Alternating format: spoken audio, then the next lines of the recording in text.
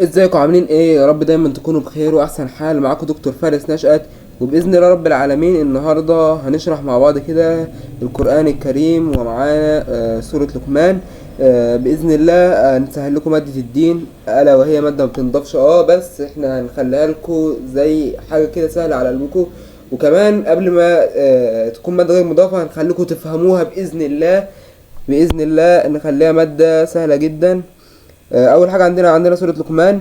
عاوزك تعرف سوره لقمان كمعلومات انها سوره مكيه، ماشي. والسوره المكيه بتكون بتغرس اصول العقيده الصحيحه. وكمان سميت بسوره لقمان عشان فيها قصه سيدنا لقمان وابنه، وكمان بتتناول العقيده والايمان بالله، وكمان بتعرض قضيه الايمان. عندك بقى الحفظ والتفسير من اول آية 1 لحد آية 11. والحفظ السورة كلها، يعني تحفظ وتفسر من 1 ل11 وتحفظ السورة كلها. طيب خلينا كده سريعا. عندك بقى شوية معاني الكتاب الحكيم ألا هو القرآن الكريم، له والحديث كل ما يلهي عن طاعة الله. كان في أذنه وقرأ كأن سمعه ثقيلا لا يستطيع السماع. أن تميد بكم يعني تضطرب بكم ويختل توازنها. لا تمشي الأرض مرحا ألا تمشي مشية المتكبر. عاوزك المعاني دي كلها تحفظها حفظ كده زي اسم. طيب عندنا بقى دلوقتي بيقولك بما تعلل افتتاح السورة بالحروف المقطعة كسور كثيرة في القرآن الكريم. تبدأ سورة لقمان وسور أخرى بالحروف المقطعة للدلالة على عجز القرآن الكريم، وأن هذه الحروف قد جاءت لتدل على عجز العرب عن الاتيان بقرآن مرتب مثل تلك الحروف التي يعرفونها. طيب بيقولك سورة لقمان بدأت بألف لام ميم، وبدأت بكده بحروف مقطعة عشان ده يدل على عجز القرآن الكريم وعلى إعجاز القرآن الكريم، ومحدش يقدر يجي بكلام زي القرآن الكريم. طيب عندنا بقى صفات المحسنين في سورة لقمان: الصدق في الأقوال، ويؤدي الصلاة كاملة، ويخرجون زكاة أموالهم. والجزاء إيه؟ الفوز بالدنيا ودخول الجنة في الآخرة. عندك بقى ومن الناس من يشتري لهو الحديث ليضل عن سبيل الله. ما المقصود بلهو الحديث وفيما نزلت الآية؟ لهو الحديث هو كل ما يلهي عن طاعة الله سبحانه وتعالى ويصد عن مرضاته، وكل حديث لا يثمر خيرا مثل سماع الأغاني والألحان. لهو الحديث اللي هو بيقولوا إيه؟ زي الأغاني والألحان. طيب وقد نزلت آية في رجل يسمى النضر ابن الحارث، فقد اشترى مغنية وكان لا يسمع بأحد يريد الإسلام إلا انطلق به إلى مغنيته يطلب منها أن تطعمه وتسقيه وتغني له، وكان غرض النضر من ذلك أن يصد الناس عن الدخول في الإسلام. النضر بن الحارث ده اشترى مغنية، وكان أي حد عاوز يخش الإسلام ياخد المغنية ويطلب منها أنها تغني له عشان محدش يدخل في الإسلام، بيصد الناس عن الإسلام. عشان كده القرآن في سورة لقمان قال ايه؟ ومن الناس من يشتري لهو الحديث ليضل عن سبيل الله بغير علم، عشان ده يضل عن سبيل الله. طيب جزاء من يضل الناس عن سبيل الله يهان يوم القيامة في العذاب الدائم. طيب ما جزاء الأبرار من أهل الإيمان؟ عندك جزاء الأبرار من أهل الإيمان أن الله أعد لهم جنات. يبقى عاوزك تعرف كده ان جزاء الأبرار أن الله أعد لهم جنات. طيب بيقولك تجلت في الآيات الكريمة قدرة الله وعزته وحكمته. وضح وكيف تحدى الله من يعبد غيره. طيب بيقولك تجلت قدرة الله في ايه؟ في رفع السماء بدون أعمدة، ألقى في الأرض جبالا في الآية وألقى في الأرض رواسي أن تميد بكم، بس التفسير بتاعها وألقى في الأرض جبالا ثابتة حتى لا تضطرب بمن فيها، أنزل من السماء أنبت به كل صنف جميل حسن. وقد تحدى الله ما يعبد غيره بأن يأتوا بمثل هذا الخلق ولكن هؤلاء الظالمين في جهل وعمى. طيب بيقول لك عنيت سورة لقمان بالعلاقة بين الآباء والأبناء، حيث بينت ما تعانيه الأم في الحمل والولادة. طيب والوالد التي يقوم برعاية الأبناء والإنفاق عليهم، لذلك أوجبت. بيقول لك إيه بقى؟ سورة لقمان وضحت إن الأم بتتعب في الولادة والحمل والفطام بعد عامين، والوالد الذي يقوم بتربية وإنه بينصح أبنائه وإنه بيعلمهم. طيب ثم بيانت السورة حدود طاعة الوالدين، فعلى الأبناء طاعتهما في كل شيء إلا فيما يغضب الله فلا طاعة لهم. يعني أنت بص تطيع أبوك وأمك في كل حاجة بيقولوا لك، هم عارفين مصلحتك وهم عندهم خبرة عنك، ما عدا ان هم يقولك اكفر بالله، ساعتها بقى ما تسمعش كلام. اما اي حاجه والدك والدتك يقولها لك تنفذ الكلام اللي هم بيقولوه. وإذا ظل الوالدان على الكفر فعلى الأبناء مصاحبتهما في الدنيا في الأمور، مصاحبتهما في الأمور الدنيوية التي لا تتعلق بالدين مصاحبة كريمة حسنة. يعني لو حد مثلا اتولد أبوه وأمه مسيحيين مثلا، وهو من البحث اكتشف إن الدين بتاعهم ده مثلا فيه غلط أو كذا، ودخل الإسلام وهو خالفهم كده في الدين، يصاحبهم في الدنيا مصاحبة كريمة فقط، ومالوش دعوة بيهم في العلاقات الدينية اللي هو في الدين. أما يصاحبهم في الأمور الدنيوية عادي جدا مصاحبة كريمة حسنة. أوصى لقمان ابنه بجملة من الوصايا النافعة: أمره بإخلاص عبادة الله. ركز في الجملة دي، أمره عشان جد سؤال. أمره بإخلاص عبادة الله تعالى فلا يشرك به شيئا، ثم غرس في قلبه الخوف من الله. طيب، منع عن الغرور والتكبر. ولا تمشي الأرض مرحا، الآية اللي بتقول كده: ولا تمشي الأرض مرحا إنك لن تخرق الأرض ولن تبلغ الجبال طولا. ورفع الصوت، واغضض من صوتك إن أنكر أصوات لصوت الحمير. برضو حثوا على إقامة الصلاة والأمر بالمعروف والنهي عن المنكر والصبر عن الأذى.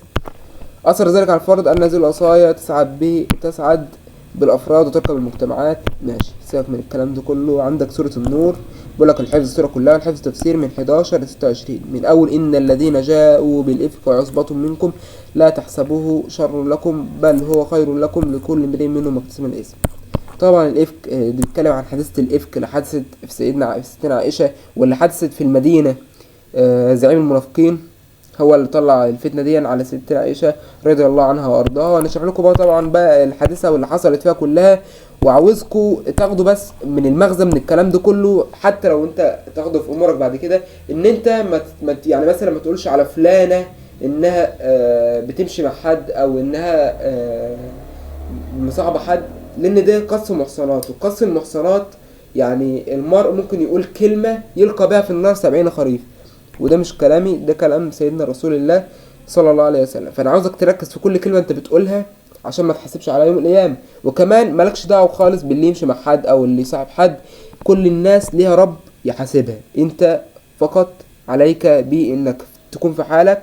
وخصوصا لما تشوف حد يعني من الناس ماشي مع حد من الرجاله، لان الكلام ده لازم تجيب 4 شهود، والشهود يكونوا حاضرين الواقعة عشان تثبت انها مشيت مع راجل او انها زانية زي ما القرآن الكريم قال. طيب، بيقول لك سورة النور ورد فيها فقد ورد لفظ النور في أكثر من غيرها من السور، وجاء متصلا بذات الله: الله نور السماوات والأرض. طبعا آية المعروفة: الله نور السماوات والأرض مثلا نور كمشكاة فيها مصباح، المصباح فيه زجاجة. عندك سورة النور سورة أنزلناها وفرضناها وأنزلنا فيها آيات بينات لعلكم تذكرون. في البداية خالص تدل تلك البداية القوية الحاسمة على مكانة وخطورة الجوانب الأخلاقية التي تحدثت عنها، حيث جعلتها فرضا مصاحبا للعقيدة. أكدت على جانب التربية وكيفية نزول الأخبار.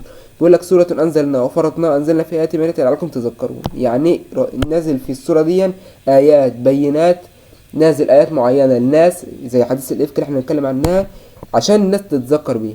وضح باختصار حديث الإفك اللي حصل عنها سورة النور. تعرضت سورة النور، المفروض تعرض سورة النور حديث الإفك التي وضحت الكذب والافتراء سيدة عائشة، قد أظهرت الآيات براءتها وبينت مكانتها ومنزلتها الرفيعة عند الله سبحانه عز وجل. حديث الإفك باختصار ان السيدة عائشة رضي الله عنها كانت في غزوة بني المصطلق. ركز على الكلمة دي قوي في الغزوة دي، يعني اسم الغزوة ده، لأنه ممكن يجيبولك في الاختيار. وأثناء رجوعهم للمدينة أخذوا قسطا من راحة قد ضاع من السيدة عائشة عقد كانت تعلقه في صدرها، فذهبت تبحث عنه فتأخرت فارتحل الجيش تركها دون أن يشعروا بها بعدم وجودها، وتركوا المكان فبقيت في مكانها حتى مر بها صفوان بن المعطل. يبقى عاوزك برضو تحفظ اسم ده، يبقى صفوان بن المعطل وغزوة بني المصطلق، يبقى الكلمتين دول. فأركبها راحلته وانطلق إلى المدينة حتى عندما وصلوا وراهم زعيم المنافقين عبد الله بن أبي نزلوا فأشاع خبر الفاحشة وتناقلتها الألسن من بعدها إلى أن جاء براءتها من الله سبحانه وتعالى. يبقى باختصار شديد حادثة الإفك إن سيدتنا عائشة كانت في غزوة مع النبي صلى الله عليه وسلم اللي هي غزوة بني المصطلق، وهم راجعين ارتاحوا شوية، وأول لما ارتاحوا العقد أو السلسلة بتاعت ستنا عائشة وقعت، فهي قعدت تبحث عنها لحد ما الجيش خد بعضه ومشي. وأول لما الجيش مشي هي ما لقيتش حد تروح معها، فاللي رآها صفوان ابن المعطل لما رآها في مكان، هي طبعا فضلت في مكانها بعد ما الجيش مشي لحد ما رآها صفوان ابن المعطل وأركبها راحلته إلى المدينة وراحوا للمدينة. وأول لما راحوا مين اللي شافها؟ زعيم المنافقين عبد الله بن أبي بن سلول أشاع خبر الفاحشة تناقلتها الألسن حتى جاء براءتها من عند الله. ماذا كان يجب على المؤمنين في حادثة الإفك؟ طبعا الواجب على المؤمنين ان هم يفرض يأتوا ب4 شهود وعشان يصدقوا الكلام ده، وكمان يكذبوا الامر ده، لانه حد يعني تخيل كده انت بتقول كده على سيدتنا عائشه اللي هي زوجة رسول الله صلى الله عليه وسلم، المفروض ما اصلا ما حدش يصدق الكلام ده. ليه؟ ده شرف كبير جدا ان حد يجوز رسول الله صلى الله عليه وسلم، يبقى انت المفروض كذب في القول لانه لا يليق ولا ينبغي زي ما لسه قايل في حق زوجة رسول الله لو كذب وافتراء شنيع، والتصرف ان ياتوا ب4 شهداء زي ما القرآن قال. طيب ما جزاء الذين يتبعون خطوات الشيطان إلا الذين اتبعوا خطوات الشيطان فإنه يضل ويغوى ويمشي في طريق الضلال. حاجات بسيطة جدا، انت لو قرأت أصلا المذكرة هتفهم. بأمر الله سبحانه وتعالى أولي الفضل والسعة في الآيات سيدنا أبو بكر بعدم قطع النفقة عن المحتاجين من الأقارب وينزل من العفة.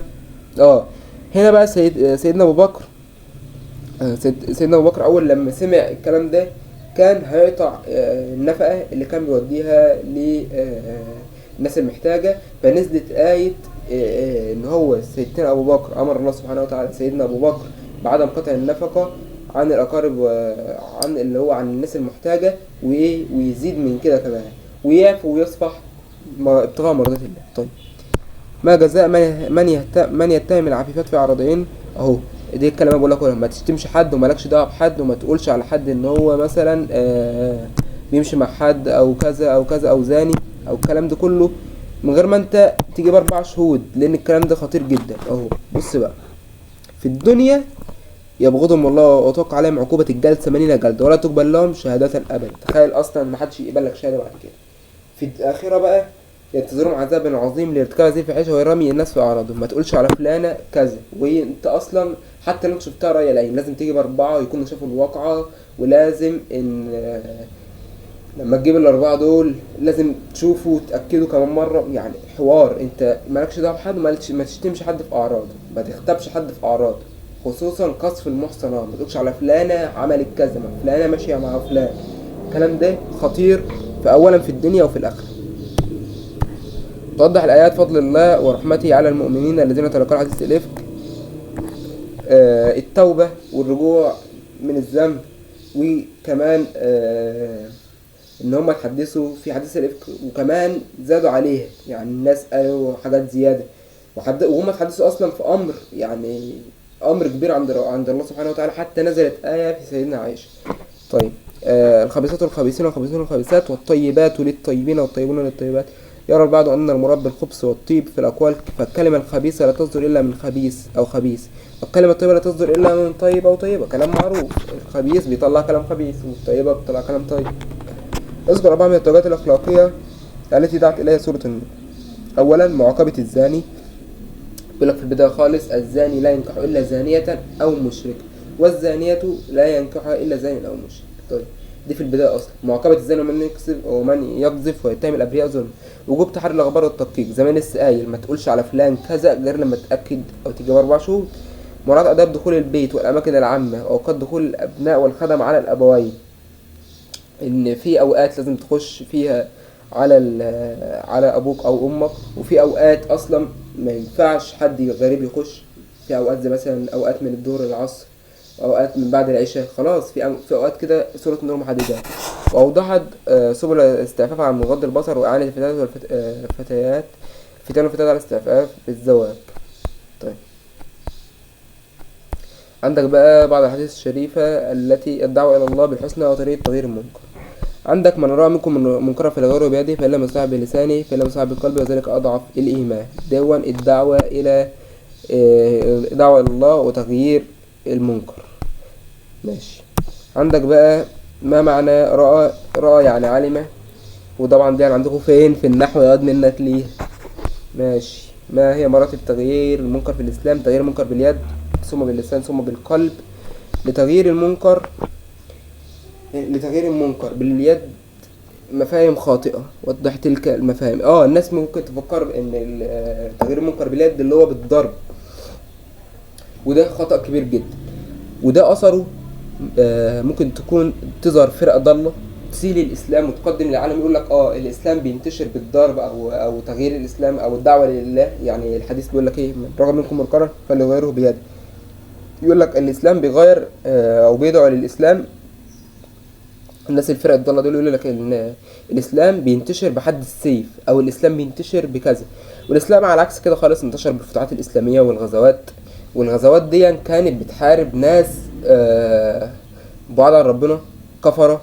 فالاسلام انتشر بالحسنى في الاول، لما كان الرسول صلى الله عليه وسلم عمل الجماعات وعمل الحاجات السرية في مكة بعيد عن كفار قريش، حتى علموا وبدأوا ان هم يأذوه، وبدأت الغزوات تحصل. كانوا هم بيستعدوا للمسلمين الاول، فالمسلمين كانوا يعتبر بيدافعوا عن نفسهم بس. فلما المسلمين كانوا بيدافعوا عن نفسهم كانوا بينتصروا وبيفتحوا مدن جديدة. غزوة احد، غزوة بدر، غزوة بني المصطلق، غزوات كتيرة جدا انتصر فيها المسلمين. وعندنا درس في الدين برضو في غزوة احد، اللي هو لإيثار النفس. لما الرسول صلى الله عليه وسلم قال لهم كل واحد يفضل في مكانه على الجبل، وهم نزلوا يلموا الغزوات وآثروا الدنيا على الآخرة حتى هزموا في غزوة أحد، لما سيدنا خالد بن الوليد لف من ورا الجبل وفاجئهم. المهم خلينا دلوقتي في كلامنا. يبقى المفهوم الخطأ ان هو الاسلام ما بينتشرش بالسيف او باليد، اللي هو تغيير المنكر باليد. ماشي، ده كلام خاطئ جدا. من مسؤول عن تغيير المنكر؟ كل من له ولاية، يعني اي حد يكون ولي. يعني مثلا في الاسرة الاب هو الولي، في مثلا في القرية او في البلد العمدة، في المدينة او على مستوى المراكز كلها يبقى المحافظ، على مستوى البلد كلها يبقى الرئيس، وهكذا.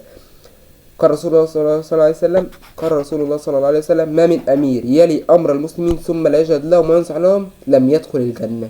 يبقى كل من له ولاية يجب على الوالي تغيير المنكر، لأن ولي الأمر يكون ذلك عن طريق قانون، وإذا فرط في ولي الأمر فإن ذلك مضيع للأمانة. النهي عن المنكر والتغيير باليد من مسؤولية ولي الأمر فقط، والتغيير باللسان يكون بالحسنى، بيبدأ بالحسنى وبعد كده بيبدأ إن هو باليد.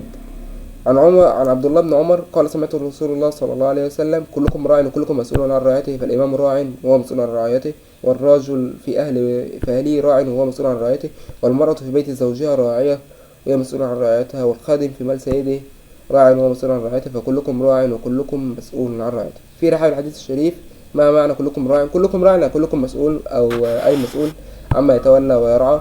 ما الفائدة من تكرار كلكم راع؟ خطورة تحمل الأمانة، يعني إن أنت لما تكون ولي أمر بيكون دي أمانة عندك. الحديث بيتكلم عن معنى كامل المسؤولية، جعلها عامة في كل شيء، في حكم الدولة وفي الأسرة وفي خدمة الخادم لسيده، ثم جعلها عامة في كل ما يتولاه المرء من أمر. قال رسول الله صلى الله عليه وسلم كلكم راع وكلكم مسؤول عن رعيته. ما التوجيه النبوي الذي أراده الحديث الشريف؟ الحديث الشريف بيقول لك إيه؟ توضيح خطورة الإهمال يحاسب عليها المرء، لأن أنت عندك أمانة. كمان تحذير المسلمين من خطورة تحمل المسؤولية، لأنها مرتبطة بحياة الناس والتفريط فيها ضرر بالغ. زي ما أنا لسه قايل، كل ولي أمر مسؤول عن الناس اللي تحته. يعني الرجل في بيته مسؤول عن رعيته، اللي هو إيه؟ الأب. يرجع بقى البلد، العمدة هو المسؤول فيه. تخيلوا العمدة كده مثلا أهمل الناس أو هو مبقاش مسؤول عنهم، هينتشر الفساد وهينتشر الفوضى وهيحصل أضرار كبيرة. فهو كل واحد مسؤول عن رعيته وهيحاسب على كده. طيب عندنا بقى فضل صلاة الجماعة. ده الحديث الثالث عن أبي هريرة رضي الله عنه قال رسول الله صلى الله عليه وسلم صلاة الرجل في جماعة تزيد على صلاته في بيته وصلاته في سوقه 20 درجة، وذلك أن أحدهم إذا توضأ فأحسن الوضوء ثم أتى إلى المسجد لا ينهزه إلا الصلاة، لا يريد إلا الصلاة، فلم يخط خطوة إلا رفع له بها درجة وحط عنه بها خطيئة حتى يدخل المسجد. فإذا دخل المسجد كان في الصلاة ما كانت الصلاة هي تحبسه، والملائكة يصلون على أحدكم ما دام في مجلسه الذي صلى فيه، يقولون اللهم صل عليه اللهم اغفر له، وفي رواية ما لم يحدث فيه ما لم يؤذ فيه. طيب الصلاة في الجماعة بتزيد عن الصلاة في البيت أو الصلاة في السوق 20 درجة.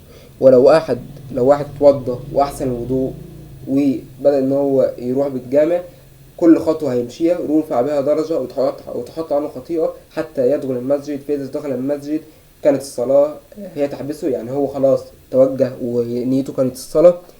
وأول لما يسلم ويفضل في مكانه اللي هو صلى فيه، الملائكة بتقعد تدعي له وتقول اللهم اغفر له اللهم صل عليه وفي رواية وطبعا في مجلسه يضل في مجلسه ولا يعمل ريح ولا يخرج ريح ولا اي حاجة، عشان بيقول لك ما لم يحدث فيه، يعني ما يحدث فيه ان هو يخرج ريح او ينقض الوضوء، يعني يفضل متوضي بعد الصلاة طول ما هو في مكانه، الملائكة هتقعد تدعي له اللهم اغفر له اللهم اغفر. طيب زي ما انا لسه قايل، ما لم يحدث فيه ان ينتقد وضوءه بشكل مما ينقض وضوءه مثل خروج الريح وغيره، يمحي ويزيل، ينهضه ويقيم ومرض يخرجه، تحبسه تمنعه من الخروج من المسجد، يعني الصلاة تمنعه من الخروج من المسجد، ما لم يؤذي فيه، ما لم يؤذي أحدا في مجلسه الذي صلى فيه بقول أو فعل، يعني يفضل قاعد ولا يتكلم عن حد ولا يجيب في سيرة حد ولا يخرج ريه، بس يفضل في مكانه يستغفر ربنا، الملائكة تقعد تستغفر. ما الفوائد التي تعود على من يخرج من بيته لأداء الصلاة في الجماعة؟ كلما خط خطوة رفع الله بها درجة وحط عنه بها خطيئة، زي ما لسه قايل. إذا دخل المسجد فهو في صلاة حتى يخرج، خلاص ده طالما دخل المسجد ما يخرجش منه، الصلاة بتمنعه من الخروج، والملائكة تصلي عليه أو تدعي له ما دام في مجلسه، زي ما لسه قايل. لدعاء الملائكة للمصلين شرطين: أن يكون في مجلسه، يفضل في مكانه اللي هو صلى فيه، وما ينتقدش وضوءه ولا يؤذي أحدا في مجلسه الذي صلى فيه، يعني ما يتكلمش في سيرة حد، ما يأذيش حد بالفعل، ما يأذيش حد بالقول، يضل في مكانه الذي صلى فيه، وما يجيبش سيرة حد ولا يؤذي حد بالفعل. يعني انت مثلا مش قاعد جنبك تضرب حد،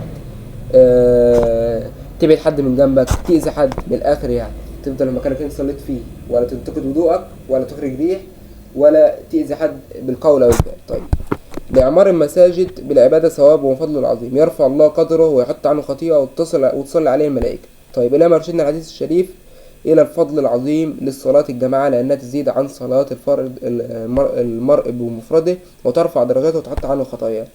الدعوة إلى إعمار المساجد وتطهير النفوس و اتباعا لسنة النبي صلى الله عليه وسلم. طيب عندنا جزاء الابتلاء. عن أبي سعيد وأبي هريرة رضي الله عنهما عن النبي صلى الله عليه وسلم: ما يصيب المسلم من نصب ولا وصب ولا هم ولا حزن ولا غم حتى الشوكة يشاكها إلا كفر الله بها من خطايا.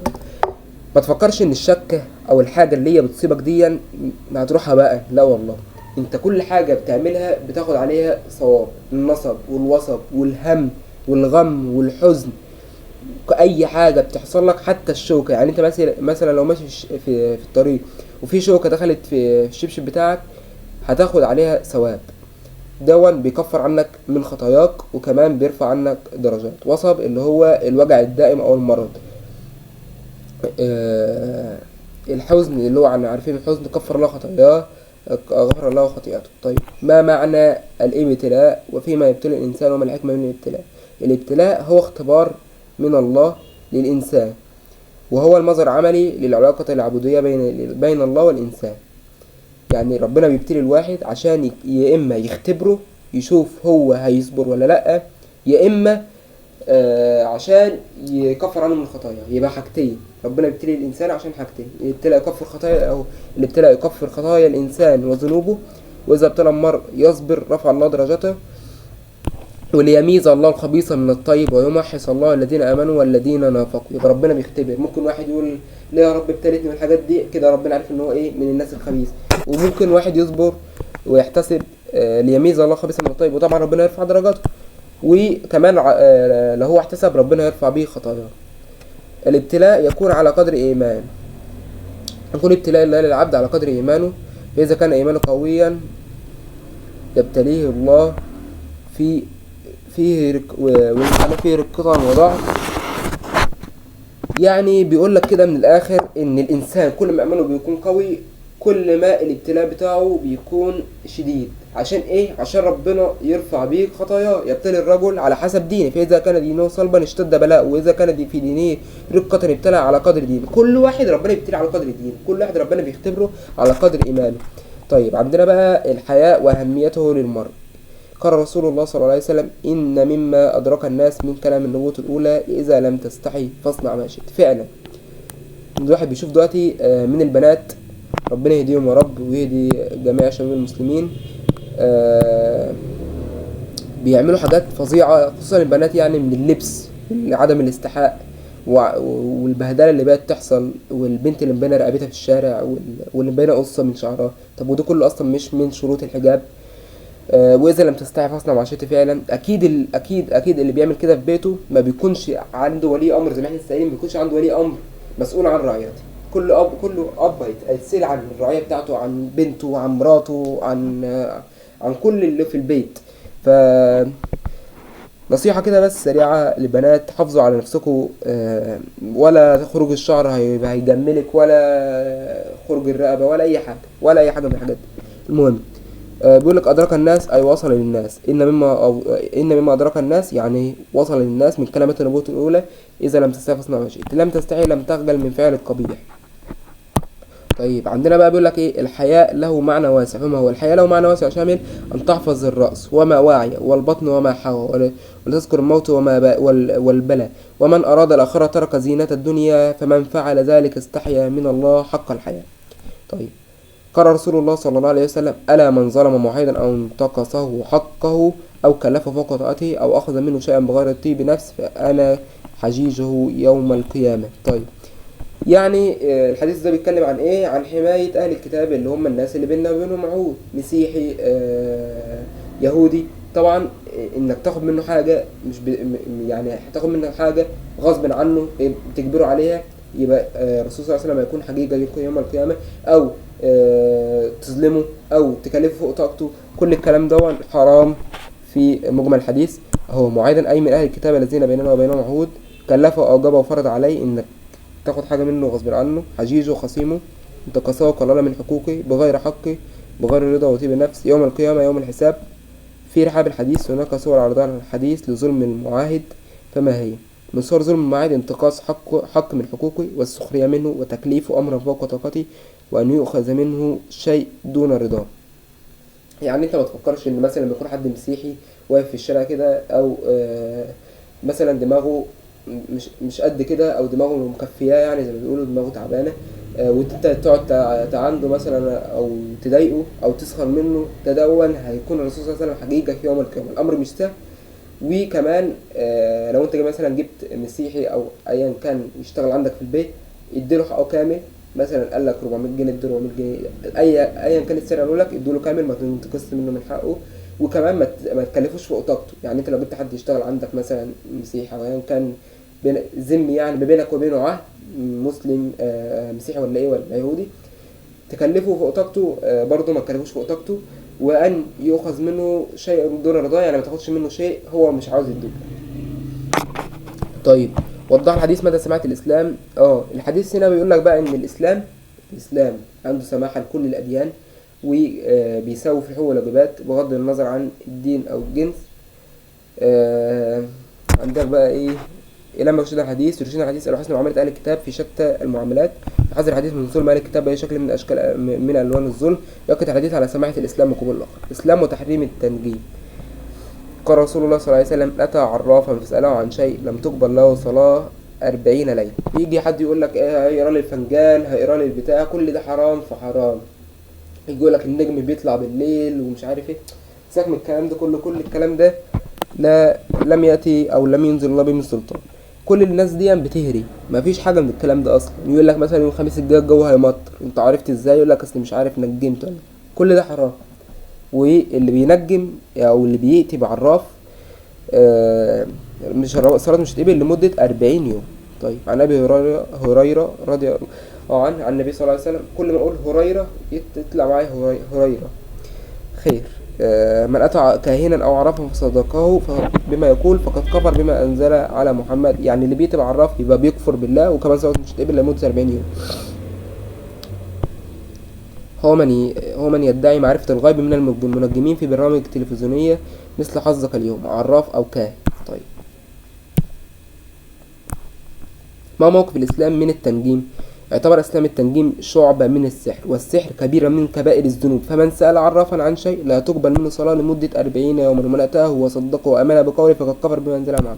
يبقى اللي بيأتي بعراف كده يسأله عن حاجة، يسأله بس مجرد السؤال، صلاته مش هتقبل منه لمدة 40 يوم. واللي بيأتي بيه مثلا ويقول له جاب الفنجان وعمل، أو يقول له مثلا السنة الجاية يحصل زلزال، وهو صدق وآمن وخلاص وصدقه تصديق العين، كده كفر بما أنزل على محمد، لازم يسلم من أول وجديد. طيب لماذا حرم الإسلام التنجيم؟ حرم الإسلام التنجيم لأن علم الغيب مما استأثر به الله لنفسه، لا يعلمه ملك مقرب ولا نبي مرسل إلا من الله، ليكون معجزة لهم على صدق دعوته. يبقى ربنا سبحانه وتعالى هو الوحيد اللي يعلم الغيب، والرسل الرسل الرسل ربنا سبحانه وتعالى بيطلعهم على بعض الغيب عشان ده يكون معجزة ليهم على صدق دعوته. بعض الغيب مش الغيب كله، بعض الغيب الرسل بيكونوا عارفين ربنا بيطلعهم على بعض الغيب عشان ده يكون دليل على صدق دعوتهم انهم يأتوا معجزة. اما بقية البني ادمين كلها والبشر كلها محدش يعلم الغيب غير الله. هناك صور التنجيم انتشرت فيما بيننا. عندك البرامج والحاجات المنتشرة، انت والنجوم، محذر في الاسبوع، مش عارف، كل الكلام ده مفيش منه ولا تصدق اي حد، ولا تصدق حد على النت بينجم ولا الكلام ده. ليس كل علم متعلق بالنجوم منهي عنه، وضح ذلك. هناك كثير من الأمور ليست من علم النجوم المنهي عنه، بل هي علوم تبنى عليها حياة الناس، مثل ما يدرك عن طريق المشاهدة كمعرفة أوقات الصلاة والجهات، وذلك من خلال متابعة حركة الشمس. ماشي، لما حد يقول لك مثلا الشمس بتطلع من المشرق هتبقى في نص اليوم مثلا الساعة 12 كده، يبدأ إن هو يقول لك الشمس كده الساعة 12. ده مش علم التنجيم، ده بيعرف حاجات مبنية على حياة الناس. طيب، ما يدرك بالحساب كمعرفة وقت الكسوف والخسوف، زي ما يسألك الشمس مثلا نصها مش واضح يبقى كده كسوف، الشمس احمرت قوي يبقى خسوف. كل الكلام ده لان دي بالحساب. والمشاهدة انك تشوف اوقات الصلاة والجهات من خلال متابعة حركة الشمس. يعني الشمس مثلا في نص اليوم بتبقى في النص كده يبقى كده الظهر هيدي، العصر بتبقى في 3/4 الساعة كده يبقى كده العصر، بالليل المغرب كده بتبقى الشمس خلاص نزلت تحت، في البداية خالص في الفجر الشمس بكل لسه طالعة. ما يدرك بالعادة كزراعة نبات معين في فصل معين من فصول السنة. يقول لك مثلا ايه، احنا بنزرع البامية في فصل الصيف كده، ايه كده احنا بننجم، احنا في فصل الصيف. ده مش علم التنجيم، ولكن ده علم من علوم حياة الإنسان، وده كله مش حرام. ما يدرك بالربط بين بعض الظواهر الطبيعية كتوقع حدوث المطر بسبب نوع السحاب أو الرياح. مثلا يقول لك إيه، في رياح شرقية جاية مثلا من أوروبا، يبقى كده إيه ممكن تحمل السحاب وتيجي يبقى الجو هيمطر مثلا على يوم الخميس. دون ظواهر طبيعية ودون مش حرام. طيب، عندنا بقى الدعوة للوسطية والاعتدال في الدين. قال رسول الله صلى الله عليه وسلم: إن الدين يسر ولن يشاد الدين أحد إلا غلبه، فسددوا وقاربوا وأبشروا واستعينوا بالغدوة والروحة وشيء من الدلجة. يشاد يعني يتشدد في الدين. الغدوة اللي هي السير أول النهار. سددوا التوسط في العبادة، يعني بيقول لك إيه توسط في العبادة. وقاربوا ان انت تقارب في الدين، ما تغليش على حد. مثلا حد يقول لك مثلا انا صليت مثلا العصر 3 ركعات ونسيت، تقول له صلاتك مش نافعه ومش عارف ايه. لا، بيقول لك قاربوا دي يعني ان هي تيسر على الناس، ومش تيسر على الناس ان هي تفتح حاجات من دماغك. لا، انت تقرب الحاجات للناس. مثلا واحد في الصدقه بعد رمضان، في الزكاه بعد رمضان خرج 100 جنيه وهو المفروض يخرج مثلا 200 جنيه، هو مقدرته 100 جنيه، فانت تقارب له تقول له ماشي ربنا يقبل منك ان شاء الله طالما دي مقدرتك، تقارب. انما مثلا شيخ يقول لك لا انت لازم تخرج 200 جنيه وانت لازم مش عارف ايه، يبقى ده مثال على ان الناس تقارب في الدين. طيب، الروحة السير اخر النهار، يبقى الغدوة السير اول النهار، والروحة السير اخر النهار، الدلجة السير اخر الليل. ومعناه استعينوا على طاعة الله بالاعمال وفي وقت نشاطكم وفرغوا قلوبكم حتى لا تسأموا العباد.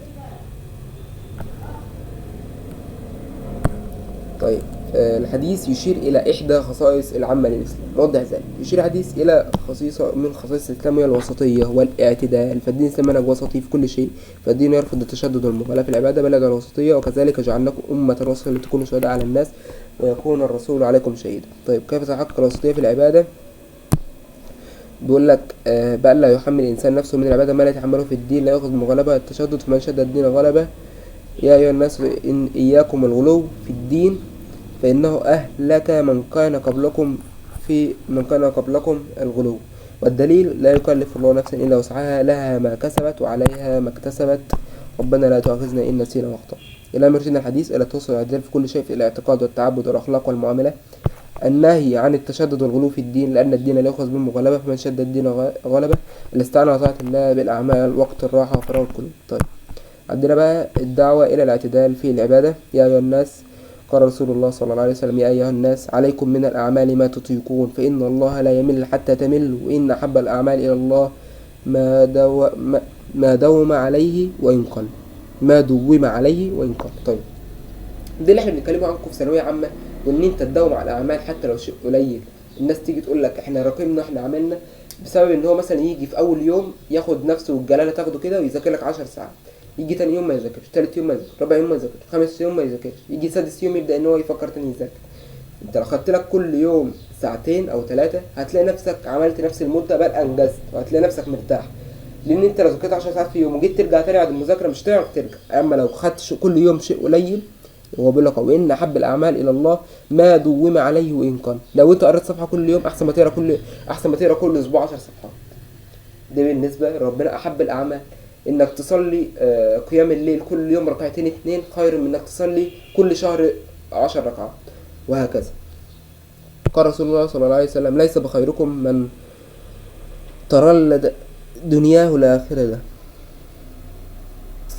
كلام مش باين.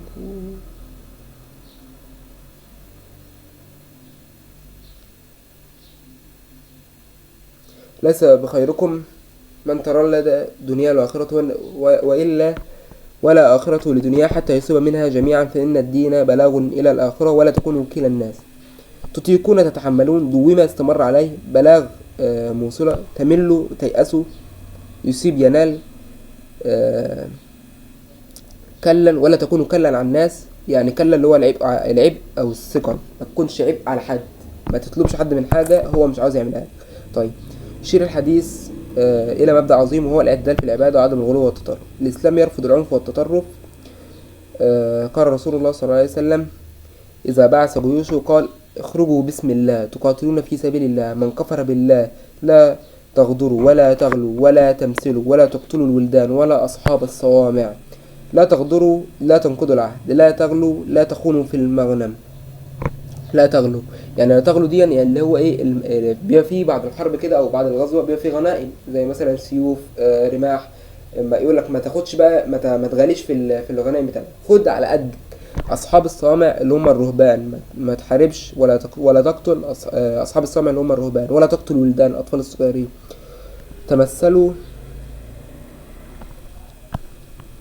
تمثلوا اللي هو تشوهوا الخلفه.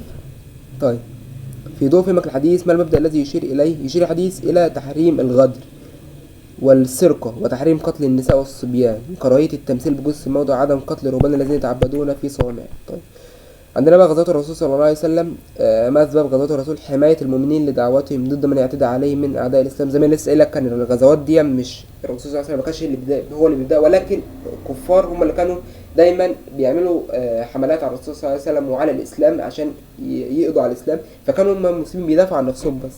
كذلك الدفاع عن نفسهم ضد من ظلمهم وخرجوا من ديارهم، كذلك تمكين المؤمنين أن يقيموا شعائر دينهم وأن ينشروا الصلاح ويقضوا على الفساد في الأرض. ما الفرق بين الغزوة والسرية والمعركة؟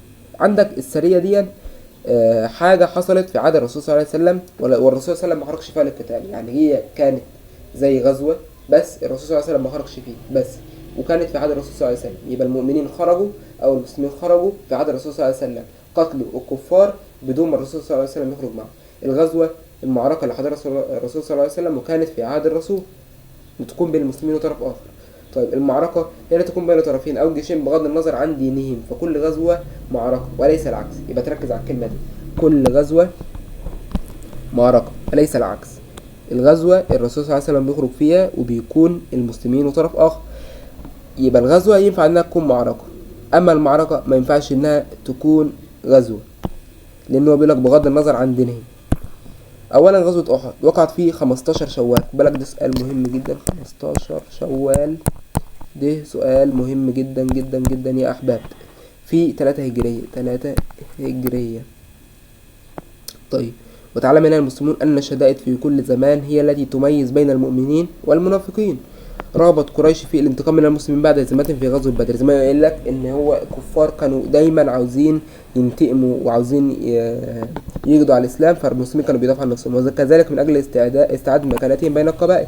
ازاي حد ينهزم وهو واخد مكانه بين القبائل العربية ان هو قوي وان هو كذا، فالهزيمة بالنسبة لهم دي حاجة كبيرة. ما الدروس المستفادة من غزوة أحد؟ عصيان أوامر القيادة الحربية يؤدي للهزيمة. فوز المسلمين بسبب مخالفة الرماة. لسه قايل لك الرماة نزلوا من على الجبل وخلفوا أمر الرسول صلى الله عليه وسلم ونزلوا جمعوا الغنائم، والرسول صلى الله عليه وسلم قال لهم افضلوا على الجبل حتى تنتهي المعركة. هم خالفوا أمر الرسول صلى الله عليه وسلم ونزلوا لموا الغنائم، حتى خدعهم خالد بن الوليد ولف من ورا الجبل، لف من ورا الجبل كده، يعني هو الجبل اهو، وهم الرماة واقفين كده. طبعا الرسول صلى الله عليه وسلم قال لهم افضلوا في اماكنكم، فهم نزلوا يلموا الغنائم كده. لما نزلوا لموا الغنائم، خالد بن الوليد لف لهم من ورا الجبل ورجع لهم كده، فبقى قابلهم من هنا، مسكهم واشتبكوا معاهم. طيب، خطوة إيثار النفس، إيثار الدنيا على آخرها. فلما أثار الرماة الدنيا وانشغلوا بجمع الغنائم نزل المسلمون. الصراع بين الحق والباطل، فترى ينتصر الحق وترى ينهزم. الأخذ بالأسباب المادية والمعنوية مع التوكل على الله والاعتماد عليه. طاعة الرسول صلى الله عليه وسلم النجاة في الدنيا والآخرة، فطاعة النبي فيها النصر والنجاة. لو هم كانوا سمعوا أمر النبي صلى الله عليه وسلم كانوا انتصروا. ثانيا بيقول لك غزوة حنين وحصار الطائف. ما أسباب غزوة حنين؟ بيقول لك بلغ عرب الطائف ومن حولهم من انتصار المسلمين وفتح مكة في 8 هجرية، فخافوا خوفا عظيما فعدوا العدة وزحفوا قاصدين مكة. فلما علم الرسول صلى الله عليه وسلم خرج لهم في شوال، وكان عدد المسلمين 12,000. ركز على العدد. فلما رأى بعض المسلمين عددهم الهائل اغتروا، يعني المسلمين كانوا 12,000 واغتروا بعددهم، وقال واحد منهم لن نغلب اليوم من كله. وعندما التقى الجيشين هزم المسلمون أول الأمر وولوا الأدبار وهربوا من المعركة. طيب، بيقول لك ما موقف الرسول صلى الله عليه وسلم عندما صعد وكان معه قلة. وعندئذ أمر الرسول صلى الله عليه وسلم العباس، وكان العباس جهور الصوت، أن ينادي في الصحابة. بدأ الصحابة يتوافدون على النبي صلى الله عليه وسلم فردا فردا وقاتلوا جنبا لجنب. في غزوة حنين دي لما في بداية المعركة المسلمين قايمين ينهزموا، بدأوا إن هم ينهزموا، المسلمين خافوا ولوا الأدبار ومشيوا. فالرسول صلى الله عليه وسلم أمر العباس. العباس طلع فوق الجبل وكان جهور الصوت، صوته جهور خشن. بدأ إن هو ينادي في الصحابة، وبدأ الصحابة يتوافدون على النبي صلى الله عليه وسلم فردا فردا، ووقفوا بشجاعة.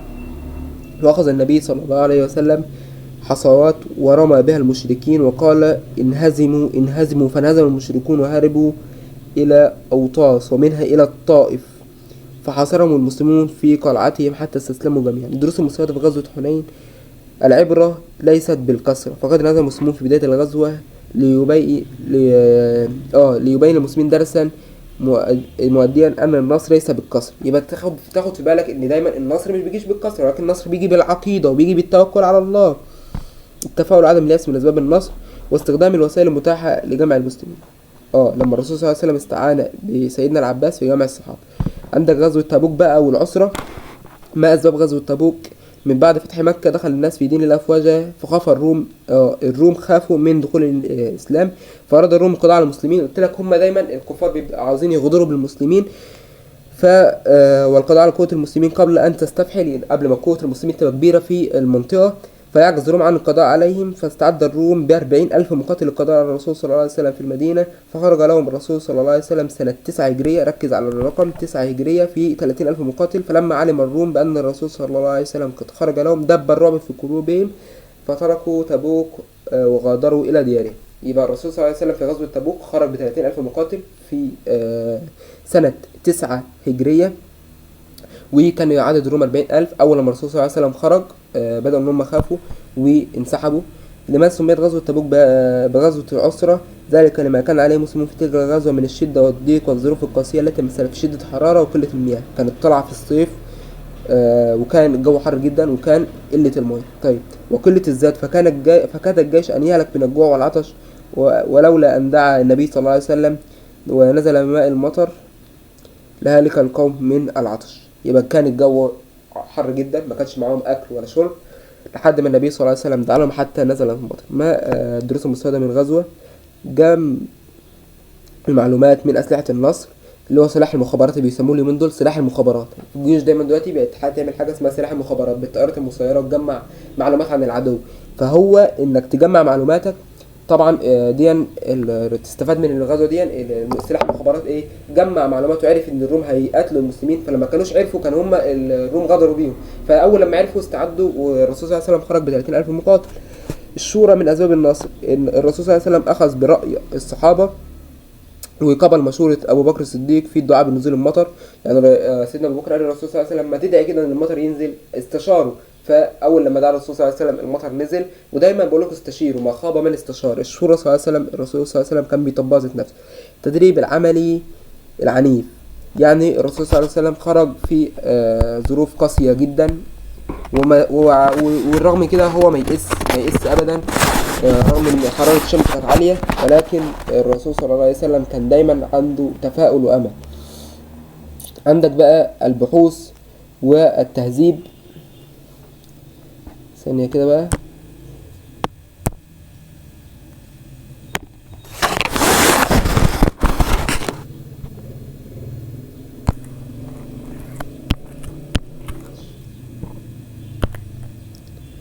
طيب بيقول لك بقى ما المقصود بالدعوة إلى الله وما مفهومها وما اسم غايتها. الدعوة إلى الله إن أنت ترتضي الله للعبادة ومن أوامره يعني أنت تطيع ربنا في أوامره ونواهيه، وكمان عشان تمشي على الطريق المستقيم. أسمى غاية للدعوة إلى الله هي الوصول بالناس إلى طريق الله الذي يصلح حياتهم ويقودهم إلى ما فيه الخير والسعادة، وتحذرهم من السقوط في مهاوي الشرور والشقاء. استدل على وجوب الدعوة من القرآن: ادعو إلى سبيل ربك بالحكمة والموعظة الحسنة. طالما أنت فيك قدرة إنك تدعي لله، ادعي، سواء بقى كنت داعية، سواء كنت في موقف يمكنك من إنك تدعي لدين الله، ادعي. الدليل من السنة: من دل على خير فله مثل أجر فاعل. ما المفهوم الواسع للدعوة والداعية؟ مستدل على ذلك من أخلاق المسلمين. المعنى الأوسع للدعوة إلى الله أن يكون المسلم داعية إلى الله بسلوكه، فقد انتشر الإسلام في بلاد مختلفة بأخلاق المسلمين وعاداتهم الحسنة. زي ما كان زمان المسلمين لما كانوا بيسافروا بلاد يتاجروا بالأسواق، كان أخلاقهم بتبان في الصدق في التجارة، فالإسلام بدأ ينتشر من كده بالأخلاق بس. والدليل على ان اخلاق المسلمين سبب انتشار المسلمين انتشار الاسلام في جنوب شرق اسيا، حيث ذهب المسلمون الى تلك الاماكن كتجار، لسه قايل لك اهو، كتجار يحملون اخلاق الاسلام، فراى الناس منهم الصدق فدخل الناس في الاسلام امما كثيره. ما الصفات التي يجب ان يتحلى بها الداعيه الى الله وما صراع النفس؟ الرفق بالناس في القول، يعني انت ما تخش لحد كده تقول له انت هتخش جهنم، انت ما بتصليش، انت كذا، لا، قول له والله الصلاه اول ما يحاسب عليه فرض يوم القيامه ويسال على سؤالين، وتبدا ان هو لا الصلاة بيصير عليها سؤال، وتبدأ ان هو تعرفه ان الصلاة دي يعني اللي بيصليش بيكون زي الكفار، فالعهد بيننا وبينهم الصلاة. تخش له بالموعظة الحسنة، ما تخش بقى انت كذا تخش جوه، مش هيستقبل منك.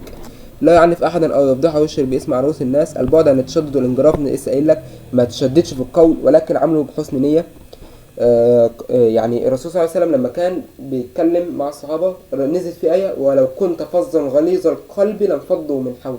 يعني يا محمد ما تكونش غليظ عليهم في القول عشان ما يمشوش من جنبك. وده كان الرسول صلى الله عليه وسلم. ما بالك انت بقى لما تيجي تدعي حد لعمل الحسن، ادعيه بالموعظة الحسنة. من قال لأخيه المسلم يا كافر فقد باء بها أحدهم. يعني انت قلت لحد يا كافر وهو مثلا مش كافر، يبقى انت كفرت. لو هو كافر فعلا يبقى هو كافر. ومعيشة الواقع عدم الانعزال عنه والتفاعل مع مجريات الأمور والصدق والتسامح. أثر ذلك يجعل الناس يزدادون ثقة في الداعية ويزداد حبه له.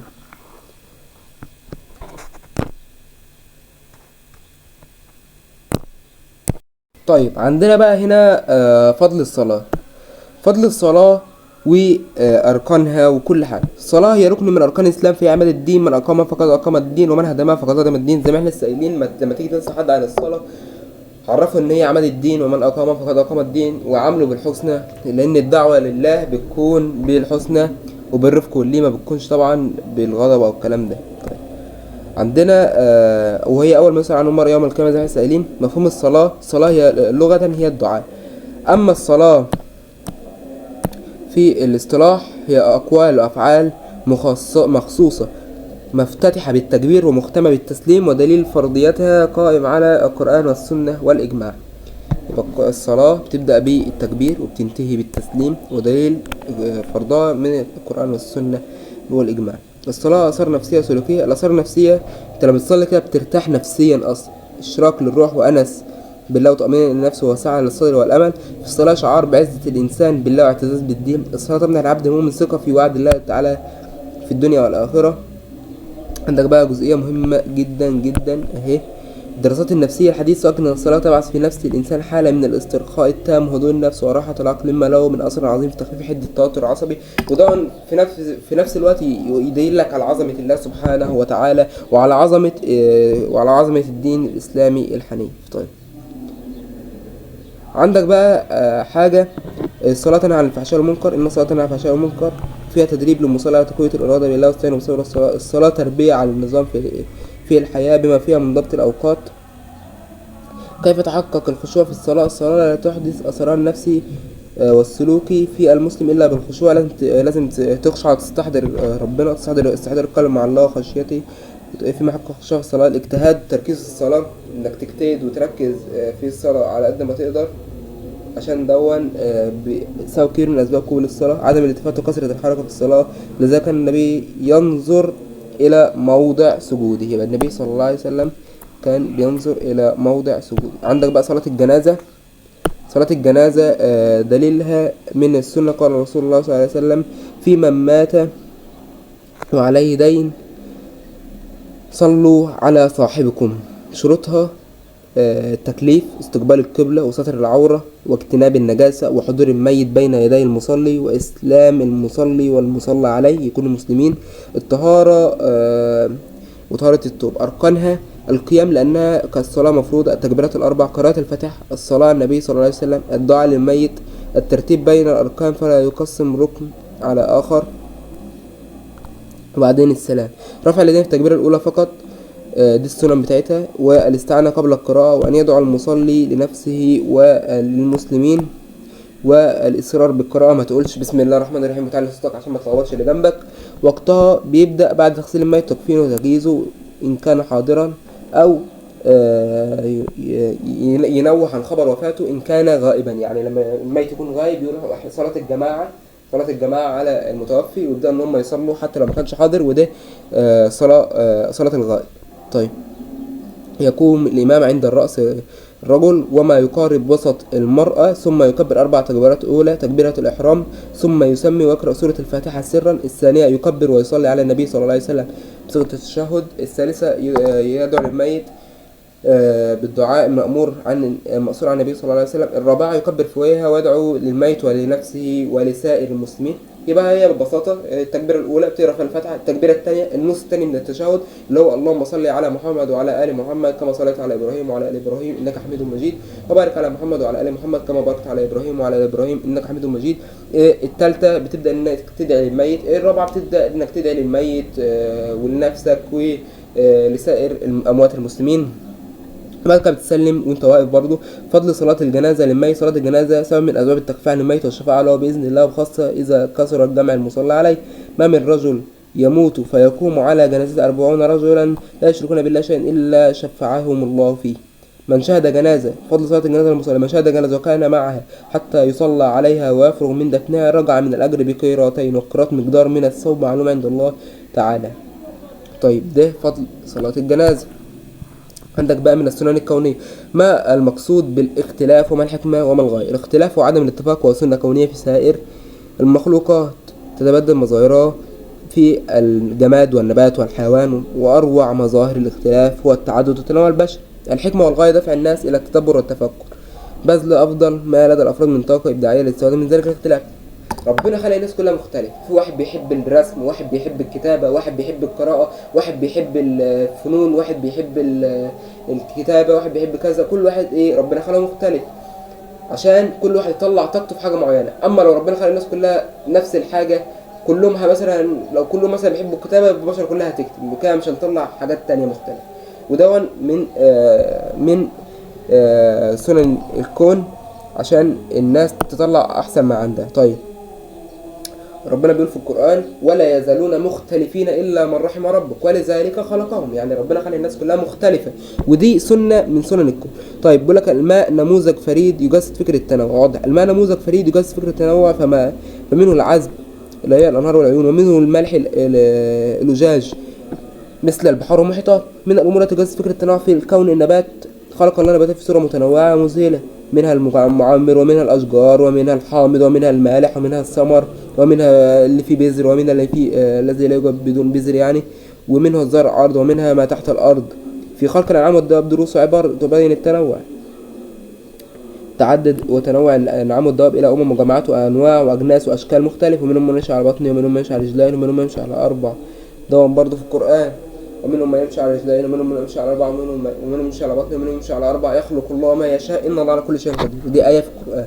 يوجد تنوع في الجبال على سطح الأرض. خلق الله تعالى الأرض وأرساها بالجبال كما يرسي البيت بالأوتاد، فقال تعالى والجبال أرساها وخلقها مختلفة الألوان فمنها الأبيض ومنها الأسود ومنها الأحمر. طيب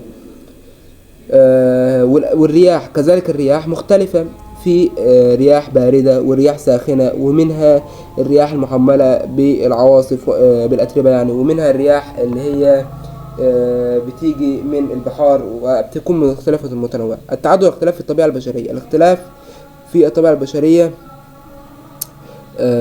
اذكر من القرآن الكريم قال تعالى يا أيها الناس إنا خلقناكم من ذكر وأنثى وجعلناكم شعوبا وقبائل لتعارفوا إن أكرمكم عند الله أتقاكم. الاختلاف بيكمن في إيه بقى؟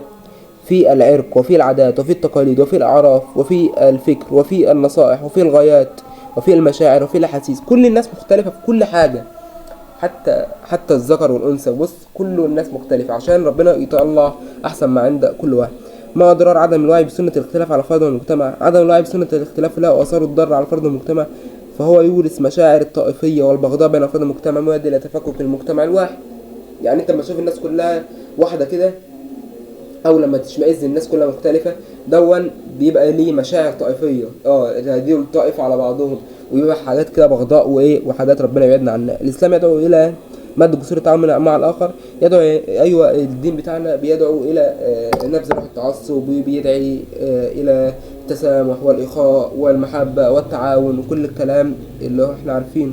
وبينبذ إيه بقى؟ بينبذ اللي هو الازدراء الأديان، وبينبذ ازدراء الآخرين. طيب كيف عالج السلف الصالح قضية الاختلاف؟ ضرب لنا السلف الصالح أروع الأمثلة في التسامح وقبول الآخر. اختلاف عمر بن الآخر من أمثلة ذلك اختلاف عمر بن الخطاب وابن مسعود رضي الله عنهما في مسألة وما نقص من حب أحدهما لصاحبه. يعني هما الاثنين اختلفوا في مسألة، وعلى الرغم من كده مفيش حد فيهم اختلف مع الثاني، وفضلوا يحبوا بعضهم عن بعض. طيب عندنا بقى دلوقتي هنشرح الملائكة وجوهر الإيمان. شوف بس حاجة كده، احنا وصلنا لصفحة ماشي وصلنا لصفحة 20.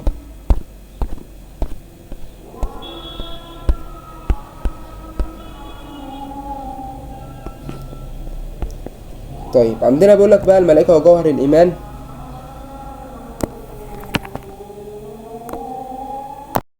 طيب عندنا دلوقتي بقى الملائكة وجوهر الإيمان. خلق الله الملائكة من نور وجعلهم مختلفين عن الإنسان بحكم خلقهم، فهم لا يأكلون ولا يشربون. فيما تجلى تكريم الله تعالى لآدم. تجلى تكريم الله لآدم عندما أمر الملائكة أن تسجد لآدم عليه السلام تكريما له وتحييه لا سجود عبادة. وإذ كل الملائكة تسجدوا لآدم فسجدوا إلا إبليس أبى واستكبر. يعني ربنا أمر الملائكة وأمر إبليس، أمر الملائكة إنهم يسجدوا، سجدوا كلهم ما عدا إبليس، استكبر وقال إن ربنا خلق إبليس من نار، خلق بني آدم من طين، فربنا طرده من رحمته. طيب اذكر دور الملائكة في حياة الإنسان. أوكل إليهم أعمالا كثيرة متنوعة، منهم من وكلهم الله بحفظ أعمال الإنسان، ومنهم من يصلون على المؤمنين ويستغفرون لهم، ومنهم من يحفظون الإنسان ويحرسون، ومنهم من يشهدون مجالس الذكر ويتنزلون سماع القرآن، فيجب الإيمان بهم وبكل ما أخبر الله ورسوله عنه. ماذا رتب الحب الله تعالى للإنسان؟ لما ربنا بيحب عبد، بيبدأ ان هو يحبب فيه الناس في الارض. يعني بيقول لك ايه؟ ربنا بيحب بني ادم تلاقي الناس كلها تحبه في الارض. اذا حب الله تعالى عبدا نادى جبريل ان الله يحب فلانا فاحببه فيحبوه جبريل، فنادى جبريل في اهل السماء ان الله يحب فلانا فيحبوه فيحبوا اهل السماء، ثم يدعى له القبول في الارض. يبقى محبوب في الارض ومحبوب في السماء، وكمان سيدنا جبريل يحبه. ومن علامات حب الملائكة للمؤمن انها تصلي عليه أي يدعون له. لماذا يجب الإكثار من الصلاة على النبي صلى الله عليه وسلم؟ لأن الملائكة تصلي على الذين يصلون على النبي صلى الله عليه وسلم. ما من عبد يصلي علي الرسول صلى الله عليه وسلم اللي بيقول، قال رسول الله صلى الله عليه وسلم ما من عبد يصلي علي إلا صلت عليه الملائكة ما دام يصلي علي، فليكن العبد من ذلك أو ليكثر، يعني يقل من كده أو يكتر. لذلك يجب الاقتصار من الصلاة على النبي صلى الله عليه وسلم والاقتداء به في كل أفعاله، ونحظى بدعاء الملائكة شفاعة النبي صلى الله عليه وسلم ورحمة الله وغفران.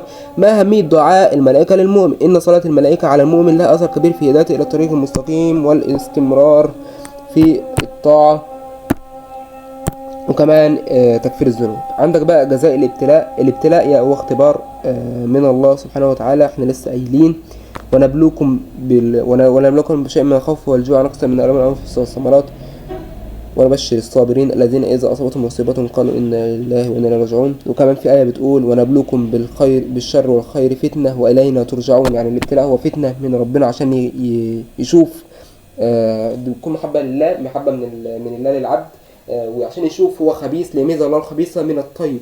الابتلاء ده ليه على محبة الله العبد، لأن الله إذا حب عبدا الابتلاء فالابتلاء كفر الذنوب ورفع خطايا. والدليل تنصب الموازين للعباد فيوفون أجرهم بالموازين إلا أهل البلاء لا ينصب الله لهم ميزان بل يصب لهم الأجر صبا. قال تعالى إنما يوفى الصابرون أجرهم بغير حساب. اللي بيصبر احتساب على البلاء ربنا بيكرمه يوم القيامة. الابتلاء يكفر خطايا وذنوب الإنسان على قدر الابتلاء العبد تكون درجاته عند الله. وبالابتلاء يميز الله الخبيث من الطيب ويمحص الله الذين آمنوا والذين نافقوا. عندك بقى قضية الجبر والاختيار. تناول الإسلام قضية حرية الاختيار والجبر لأن الإنسان بطريقة موضوعية، حيث تناول الإسلام قضية الحرية والعبودية. العبودية لله حرية مطلقة لا يمكن أن تحقق إلا في ظل العبودية الاختيارية الخالصة لله والتي تصدر عن عقل وقلب مؤمن صادق. والحرية في قضية الجبر والاختيار اختياران، وهما حرية في الإقبال على الله وطاعته والاستسلام، حرية في اختيار التمرد. من صفات الله العدل. وضح كيف يتحقق العدل. عدل الله يقتضي أمرين: أن يثاب المصلح على عمله، أن يعاقب المسيء على إساءته. يبقى العدل ان هو اللي بيصلح حاجه ده او اللي بيعمل حاجه كويسه ربنا بيجازيه خير، واللي بيعمل اساءه ربنا بيعاقبه على اساءته. فالانسان اذا كان موحدا بالله ثم انحرف عن الصراط فان الله يعاقبه على ما ارتكب من اثام. حتى لو كان ماشي على الصراط المستقيم وبدا ان هو ينحرف ربنا بيعاقبه. طيب عندنا بقى الاسلام وقبول الاخر. لا ينهاكم الله عن الذين لم يقاتلوكم في الدين ولم يخرجوكم من دياركم ان تبروهم وتقسطوا اليهم ان الله يحب المقسطين. يدعونا الله عز وجل إلى حسن معاملة من لم يقاتلوننا ممن ليسوا على ديننا ما داموا لم يكونوا ممن تآمروا على إخراجنا من ديارنا، بل نقبلهم بالحسنى ونعاملهم بالعدل والقسط. يبقى هنا ربنا سبحانه وتعالى بيدعونا إلى الناس اللي هم مش على ديننا، يعني مثلا المسيحيين أو كذا، وما قتلوناش وما خرجناش من بيوتنا وما تأمروش علينا، فاحنا نحسن معاملتهم ونقابلهم بالحسنى. ونهانا على اتخاذ الأصدقاء والأنصار ممن قاتلوا المسلمين وتآمروا على الخروج من مكة. يعني نهانا برضو ان احنا ما ناخدش حد يكون من أصحابنا من الذين قاتلوا المسلمين. وضع الإسلام ضوابط لإقامة علاقات مع الآخر. حلل بأسلوبك في ضوء فهمك الآيتين السابقتين. بيقول لك وضع الإسلام ضوابط إقامة علاقات مع غير المسلمين، وهي عدم التهضيم واحتلال أرضهم ومعاملتهم بالحسن. يبقى الضوابط إن أنت تكون حد من أصحابك أو علاقة مع حد من غير المسلم، إن أنت عدم التواضع أو احتلال أرضه ومعاملته بالحسن. سبق دستور المدينة المواثيق الدولية في مجال تطبيق مبدأ الحرية الدينية، اللي هو حرص الرسول صلى الله عليه وسلم على وضع قوانين حاكمة لأول دولة في الإسلام، فعقد أول صحيفة أبرمها مع يهود المدينة ليعطي اليهود كل حقوق المسلمين في الأمن والسلام والحرية والدفاع. يعني كل الكلام ده كان في وثيقة المدينة اللي الرسول صلى الله عليه وسلم أقرها. بين بنودها الهامة لهم ما عليهم لهم ما لنا وعليهم ما علينا. يبقى إحنا ملناش دعوة باليهود، كلكم دينكم ولي دين. كان الرسول صلى الله عليه وسلم يقترض من بعض الكتاب نقودا ويرهن متاعا، وذلك لا يضرب المثل والقدوة وتثبيتا عمليا لما يدعو إليه الإسلام من سلام وآم، ودليل على أن الإسلام لا يقطع علاقات المسلمين مع مواطنيهم من غير دينهم.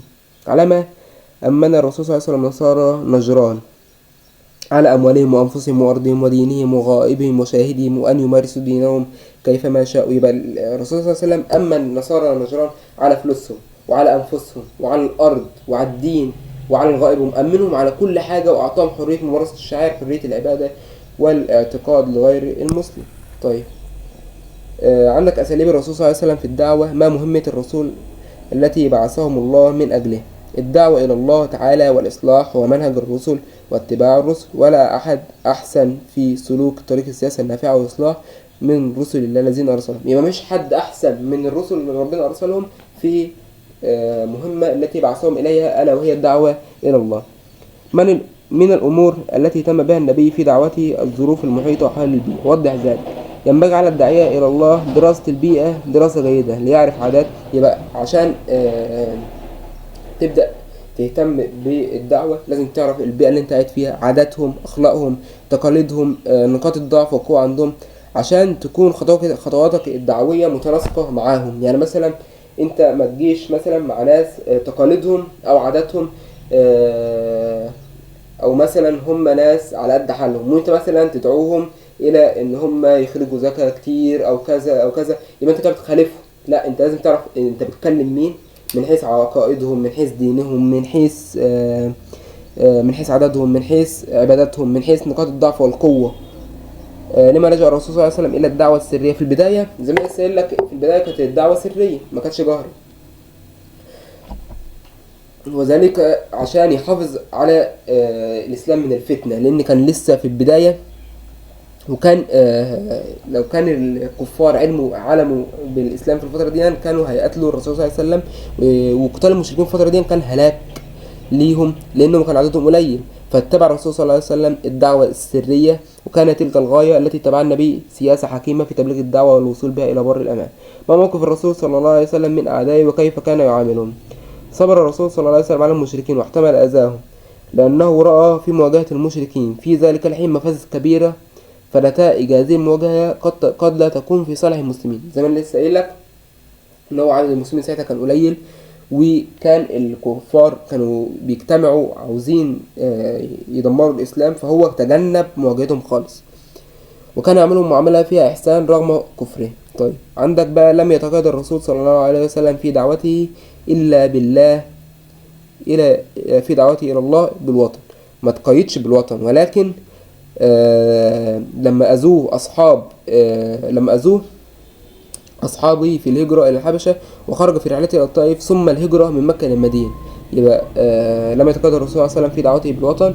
والدليل عندما أذاه أصحابه في الهجرة إلى الحبشة وخرج في رحلته إلى الطائف ثم الهجرة من مكة للمدينة، يبقى هو ما تقيدش بمكة، خرج هجرة للحبشة وبعدين راح من مكة، وبعدين راح للطائف وبعدين هجرة من مكة للمدينة. كيف كانت هجرة النبي صلى الله عليه وسلم وأصحابه أحد أساليب الدعوة إلى الله؟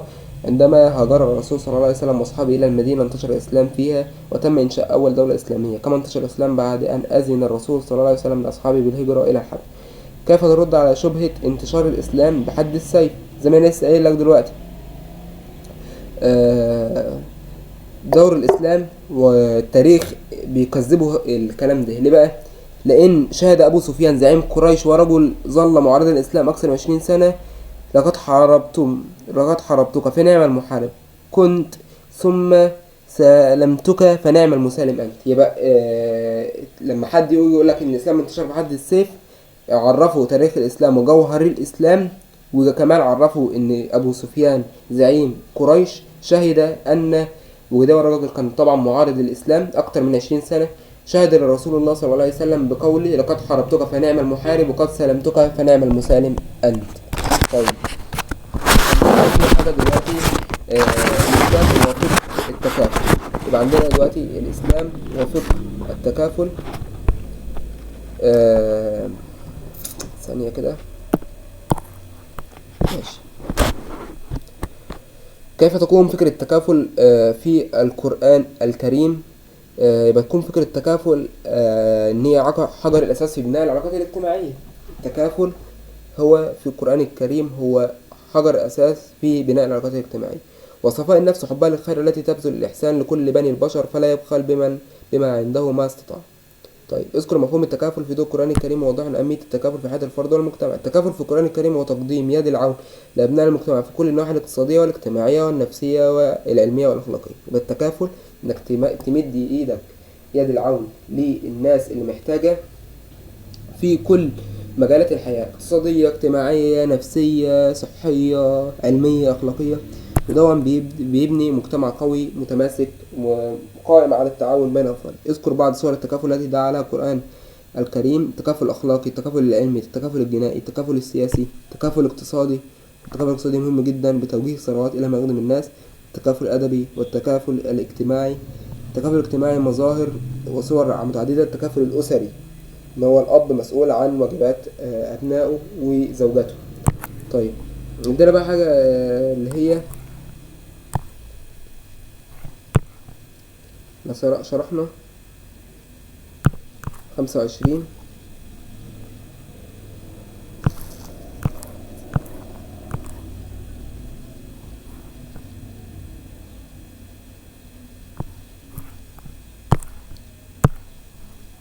يبقى كده فاضل لنا الصفحة دي صيانة الأعراض في الإسلام. يبقى عندك صيانة الأعراض في الإسلام دي إن أنت تبتعد عن الشبهات زي ما أنا لسه قايلك، وغض البصر، وعدم الخلوة بالمرأة الأجنبية، إياكم والدخول على النساء. فقال رجل من الأنصار أرأيت الحمو؟ قال الحمو الموت، والحمو هو أخو الزوج. طيب والاستئذان ومعرفة خطورة أمر الأعراض وتحد من القسو والحاجات دي. طيب عندنا بقى صفحة 27 كده المنهج.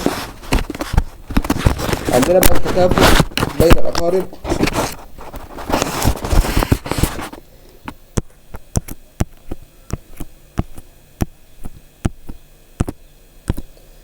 هنشوف بس الصفح. ماشي، احنا قربنا نخلص بإذن الله في وقت قياسي. عندك بقى التكافل بين الأقارب وكفالة اليتيم وكفالة الفقراء. اعرف بس العناوين مش أكتر، اعرف بس العناوين بتاعة التكافل عشان نخصص دلوقتي على فقه الميراث. عندك فقه الميراث، أحكام الميراث تبنى على عدة أحكام. الاعتراف بحق الإنسان في التملك اللي هو بعد وفاة أقاربه، واختصاص قرابة معينة ينتقل لهم الميراث زي الأولاد أو الأقارب. زي ما أنا لسه دلوقتي بعد وفاة حد من أقاربك يبقى لك حق التملك. ما السر في إشراك المرأة في مال زوجها بعد وفاته؟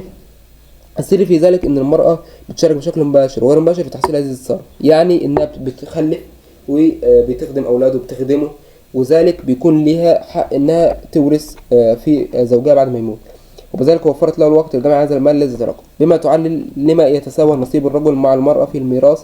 مهم جدا جدا جدا. الرجل نصيبه ضعف الأنثى. ليه؟ لأن الرجل مكلف بتكاليف إضافية لم تكلف بها المرأة، كالإنفاق، يعني الرجل بينفق على زوجته وأولاده وبناته طالما لم يتزوجوا.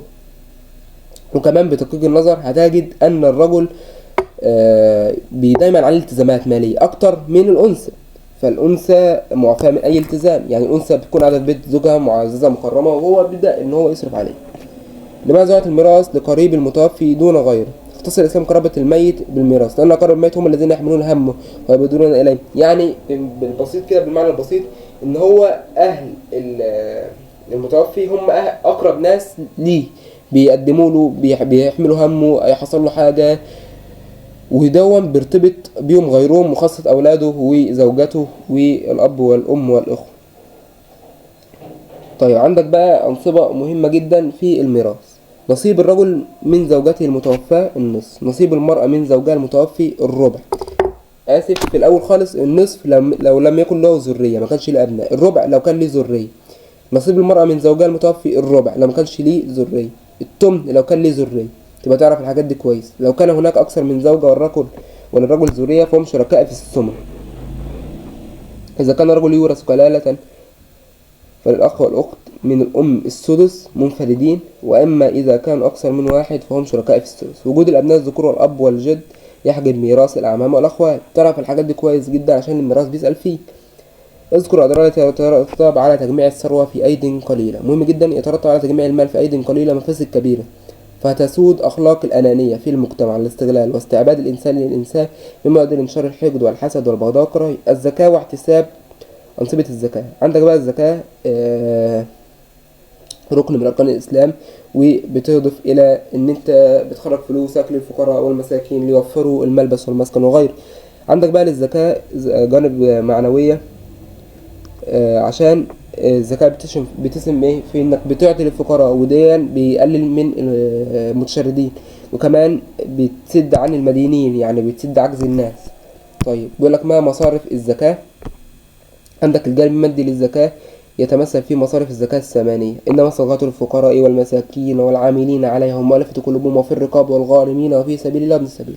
أول حاجة الفقراء، اللي هو دول ما لهمش لا يجدوا ما يكفيه. المساكين هم من يجدون شيئا يملكونه ولا يكفيه. يبقى الفقراء اللي هم ما عندهمش ما يكفيه، المساكين عندهم ما عندهم حاجة يملكونها بس ما بتكفيهمش. والعاملين عليها، الناس اللي هي قايمة على الزكاة ليهم في الفلوس. والمؤلفة قلوبهم، العاملين عليها زي ما قايل لك. ومساعدة الغارمين، تساعد أصحاب الديون. طيب، والغارمين اللي هم مساعدة أصحاب الديون. وفي سبيل الله، إنك تخرج في سبيل الله. وابن السبيل، ابن السبيل اللي هو ابن الطريق، اللي هو حد مثلا تاه أو دخل بلد بالغلط وهو كان عاوز يروح مثلا وجهة تانية، يبقى ده يستحق الزكاة لأن هو خلص كل فلوسه وتاه في البلد دي، فهو يجب على الناس اللي بتخرج إنها تديله من الزكاة. ما المراد بالمؤلفة قلوبهم؟ مؤلفة قلوبهم ضعاف الإيمان الذي يخشى عليهم الردة عن الإسلام إذا لم يعطوا، لأنهم حديث عهد بالإسلام. ابن السبيل المنقطع عن بلده وما لازم يسألك مع عقوبة مانع الزكاة. الفرد في الدنيا تمحق البركة من المال، يعني مبقاش بركة في الفلوس. وفي الآخرة تعالى الله لمنع الزكاة بالعذاب الأليم. المجتمع في الدنيا عدم نزول المطر وانتشار القحط والجوع والفقر. طبعا الزكاة لازم تخرج عن كل الناس. هنشوف بس كده احنا وصلنا كام. خير.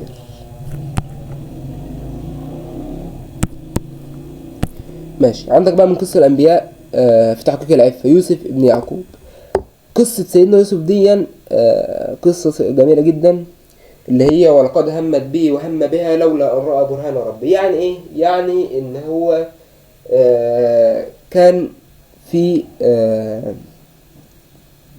امرأة العزيز كانت عاوزة توقعه في مكيدة الآلة وهي الزنا، وقفلت كل الأبواب، قفلتها بإقفال كبيرة على حد باب الأوضة، ودخلت وهو الوحيد اللي كان في البيت، ومشت الجواري ومشت كل الناس. وهمت به يعني خلاص كان هيقع في الفاحشة. وهم بها لولا أن رأى برهان ربه كذلك نصرف عنه السوء الفحشاء، لأن الفاحشة دي كانت ما ينفعش تقع على نبي، فربنا حماه من الفاحشة دي، والحمد لله على العفة. طيب، يوسف ابن يعقوب ابن إسحاق ابن إبراهيم، وكان مثلا يحتذى به في تحقيق العفة وقوة الإرادة. محنته مع امرأة العزيز، وقع سيدنا في خديعة وكيد ومراودة امرأة العزيز، وكانت ذات منصب وجمال، وكانت قد طلبت منه الفاحشة صراحة، وقالت هيت لك. وكان رد عزيز قال معاذ الله إن ربي أحسن مسؤول. قالت له خلاص هيت لك، يعني قرب. كيف تحقق ليوسف عليه السلام النجاة من مراودة امرأة العزيز؟ تعاونت عدة أسباب لتحقيق النجاة من هذا المنحدر مدنس: مراقبته لله تعالى وإيمانه به، استحضار عاقبة هذا الفعل الشنيع، وفاؤه لعزيز وحفظ العهد والأمانة التي كلف بها يوسف، فكان توفيق الله عز وجل سببا في عصمته وصرف الصالح. سيدنا موسى بن عمران نشأ في بيت فرعون كابن من أبنائه، يلقى من الرعاية والتربية والعيش والرعد، ولكنه لما كبر هرب من عقاب فرعون كان خده لما والدة سيدنا موسى ألقته في البحر، وفرعون خده وكبره وربى عنده، وهو كان يقتله لولا ان مراته قالت له لا اتركه عشان يربيه. واول لما كبر هرب من عقاب فرعون بعدما قتل رجلا بني اسرائيل وفر هربا الى مدين. طيب، الى اين هاجر سيدنا موسى من مصر؟ هاجر ارض مدين، وبينما هو في طريقه مر على بئر تزاحم عليه الناس لسقيا الماء. والآية اللي بتقول كده: وجد عليه أمة من الناس يسكن، وجد من دونهما امرأتين تذودان، قال ما خطبكما؟ قالتا لا نسقي حتى يصدر الرعاء وأبونا شيخ كبير. يعني إن هما المرأتين دول كانوا ضعيفتين، مش قادرين السقي إلا في آخر النهار، وعندئذ يكون الماء قد تعكر واختلط بالطين. موقف سيدنا موسى إيه؟ سقى لهما ثم تولى إلى الظل فقال ربي إني لما زلت من خير فقير، فسألهما يعني وقال ربنا ان ده خير قليل يعني دون انتظار اجر منهما، ثم اوى الى الظل طالبا منه ان يرزقه الخير، قال رب اني لما انزلت الي من خير فقير. طيب، ما موقف سيدنا شعيب من صنيع موسى؟ ارسل اليه احدى ابنتيه تستدعيه له قائله في حياء ان ابي يدعوك ليجزيك اجر ما سقيت لنا وليس احسانا وتفضلا، فجاء موسى لانه احس بان دعاءه قد استجيب وان هذا الفرج من الله. الاختبار الاول عندما سقى لابنتي شعيب دون انتظار أجر منهما هما بالرغم من أن المرتين ضعفهما ظاهر ولا رجل معهما وشاب، ولكن موسى صلى الله عليه السلام سقى لهما وآوى إلى الظل. الاختبار الثاني عندما جاءت إحداهما تطلب من موسى أن يذهب معها إلى أبيها، فكان موسى يسير بمفرده مع ابن شعيب في صحراء ممتدة وهي التي تعلم الطريق، ولكن موسى عليه السلام أبى أن يمشي وراءها فتقدم أمامها وجعلها تصف له الطريق، ولهذا وصفته بقولها إن خير من استأجرت القوي الأمين. أمين عشان هو آمن على المرتين الضعيفتين، وقوي عشان هو سيدنا موسى كان عنده قوة سقى له. طيب الجزاء من جنس العمل. لما أحسن لابنتي شعيب كافأ الله بالزواج من إحداهما وعاش في رغد وأمن عند شعيب. الدروس المستفادة: اللجوء إلى الله عند الابتلاء. المنن تكمن دائما في المحن، يعني ربنا بيمن عليك بس بتيجي في حته المنحه، ان هو مثلا ربنا بعت لك المنحه دي ان هما الاثنين دول كانوا ضعاف، فاول لما سالهم ربنا بعت له المنه والفضل منه. الضعف امام مغريات الشهوات، طبعا الشهوه ده شيء عظيم، ربنا يحمينا ويحفظنا منه يا رب. طيب الشخصيات الاسلاميه عندك بقى الامام البخاري وأدب الحوار في الإسلام، وعندنا حقوق المرأة وزوجها وتنظيم الأسرة وحوار بين الرسل وحوار الآخرين مع الأشرار. طيب لحد صفحة 39 براحتنا خالص. هنقول دلوقتي على الإمام البخاري. الإمام البخاري ولد في مدينة بخارى. ركز على مدينة بخارى لأنه سؤال مهم جدا جدا جدا. طيب سنة كام؟ 1194 هجري، وقد نسب إليه فاشتهر بالبخاري. يعني هو ولد في مدينة بخارى ماشي، ونسب إليه فاشتهر بالإمام البخاري.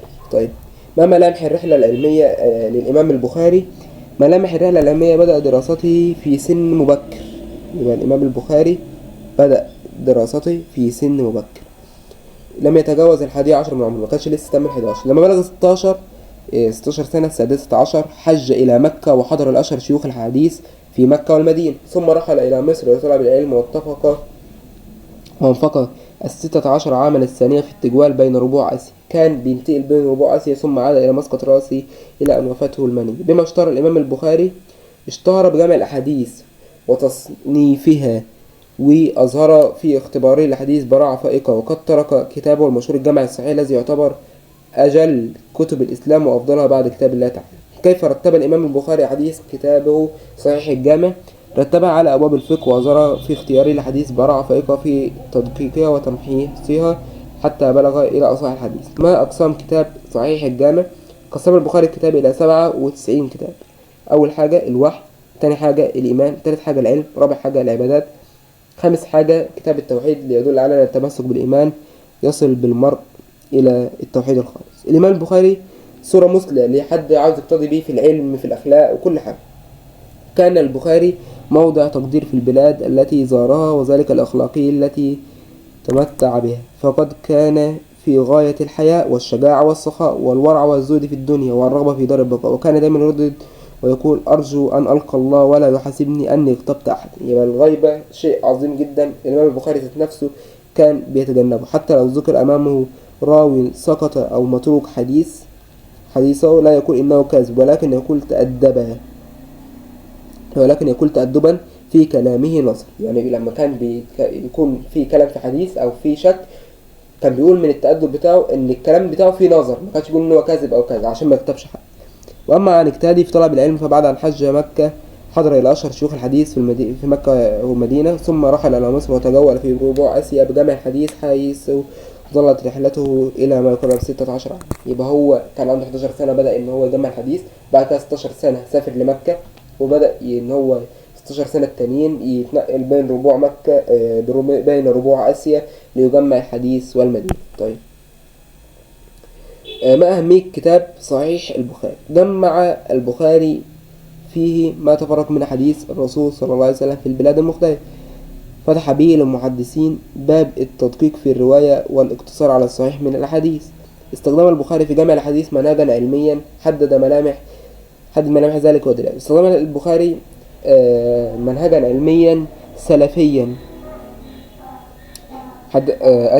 استخدام البخاري منهج سلميا أو سليما إذا اشترط في الحديث التي يتقبلها شروط. يبقى هو كان بياخد الحديث بتاعته بس على شروط. أول حاجة أن يكون إسناد الحديث متصل. رقم 2 أن يكون كل راوي من رواته مسلما صادقا. يبقى كل راوي بيقول الحديث يكون مسلم صادق، يبقى يكون الحديث متصل، إسناد الحديث متصل. يعني مثلا عن عمر، عن أبي هريرة، عن كذا عن كذا لحد ما يوصل الرسول صلى الله عليه وسلم. وأن يكون الراوي مسلم صادق غير مدلس، يعني مش كذاب ولا مختلط العقل يعني مجنون، متصفا بصفات العدالة، ضابطا أن يكون الراوي سليم الذهن قليل النسيان سليم الاعتقاد. يعني ما يكونش مجنون، ما يكونش بينسى، ما يكونش يعني يكون ذهنه سليم عشان ياخد منه حديث صح. طيب ماذا قال العلماء عن صحيح البخاري؟ اتفق العلماء أن أصح كتب بعد القرآن الكريم البخاري ومسلم. يبقى تعرف كده أن أصح كتاب بعد القرآن الكريم هو البخاري ومسلم. اتفق العلماء أن كتاب البخاري أصحهما وأكثرهما فوائد، حتى إن مسلما كان يستفيد منه. يعني المسلم في صحيح البخاري وصحيح مسلم كان بيستفيد من كتاب البخاري. قال الإمام الذهبي: كتاب جامع البخاري أجل كتب الإسلام وأفضلها بعد كتاب الله تعالى.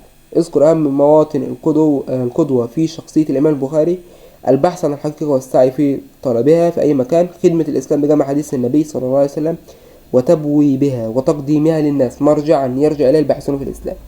يبقى القدوة في شخصية الإمام البخاري إن هو يبحث عن الحقيقة، وما كانش بياخد أي حديث، كان ليه شروط عشان الحديث بتاعه يطلع صحيح، وكان بيخدم الإسلام بأنه يجمع حديث النبي صلى الله عليه وسلم وعشان تكون مرجع للباحثين في الإسلام. الإمام البخاري صورة مثلى لمن أراد أن يقتدي بها في أخلاقه واجتهاده. طيب في مشهد مهيب شيع البخاري لقاء ربه، ما دليل ذلك؟ لبى الإمام البخاري نداء ربه فما أن عزم على الرحيل إلى سمرقند حتى وفته المنية بآخر ليلة من شهر رمضان عام 256 هجرية، وودعته قرية خرتنك على مسيرة فرسخين من سمرقند بليلة في مشهد مهيب شيع للقاء ربه الذي أطال في طلبه حبا وطمعا، ويدل ذلك على شدة حب الناس الإمام البخاري الذي زاد في الدنيا رغبة في دار الآخرة. تخيل واحد قعد 16 سنة يجمع في الحديث بين ربوع آسيا. طيب من كتاب أدب الحوار في الإسلام: اختلاف الناس وأسبابه. ما أسباب اختلاف الناس في وجهة النظر؟ له بواعث كثيرة. يبقى الناس كلها مختلفة في وجهة النظر، منها الظاهر ومنها الخفي. ومن أسباب الاختلاف عدم وضوح الرؤية والفهم. يعني مثلا واحد ممكن يختلف عن الأمر، ما يكونش شايف الأمر اللي قدامه ده صحيح أو غلط. التقليد الأعمى للآخرين دون دليل، ممكن تقلد واحد ويطلع وجهة نظره غلط. التعصب للمقاومات الرأي يجعل المرء لا يقبل رأي الآخر. يعني أنت مثلا متعصب للأهل، ما تقبلش كلمة عن الأهل حتى لو هو الرأي ده غلط، فهو هنا التعصب. طيب عندك بقى أسس الحوار في الإسلام. وضع الإسلام أسسا شرطية شروطا سامية للحوار ووضحها: أن يقوم على الصدق والحقائق الثابتة والتزام الموضوعية وإقامة الحجة بمنطق سليم والتواضع والتزام أدب الحديث، وأن يكون هدف من الحوار الوصول للحقيقة. طيب الشائعات وأضرارها على المجتمع. عندك حدائق الإسلام الشائعات دي يعني اللي هي بتيجي من سوء الظن أو بتيجي من إن هو حد عاوز يحارب البلد بالتهديد أو بالشائعات. الشائعات دي أمر خطير جدا. طب المنافقون أشد خطر على المؤمنين من المشركين. المنافق هو إنسان يظهر، يعني المنافق ده هو إنسان مسلم عادي ولكن بيبان في كلامه أو في أفعاله صفة المنافق، فهو بيكون أخطر من المنافق من المشرك، لأن المشرك أنت عارف إن هو مشرك وكافر خلاص، دي حاجة مفروغ منها. أما المسلم ده بيتلون أو بيخادع، هو مسلم ولكن بيعمل أفعال لا تمس الإسلام بصفة. طيب عندنا بعض القضايا دي كسروا فيها الجدل: معاملة المسلمين وغير المسلمين. ما يفرقش المعاملة بين المسلم وغير المسلم. النهي عن مجادلة إلا بالحسنى، إنك تجادل المسيحيين أو اليهود بالحسنى، مواكلتهم والأكل من ذبائحهم والزواج من نسائهم بعد تسمية الله، معاملتهم معاملة كريمة. يعني قلت الكلام ده كله قبل كده، إنك تعاملهم بالحسنى وكل الكلام ده. طيب عندنا هنا يعتبر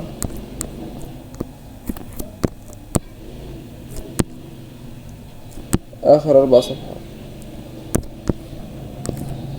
هما دول اخر 4 صفات اصلا. يلا السلام عليكم.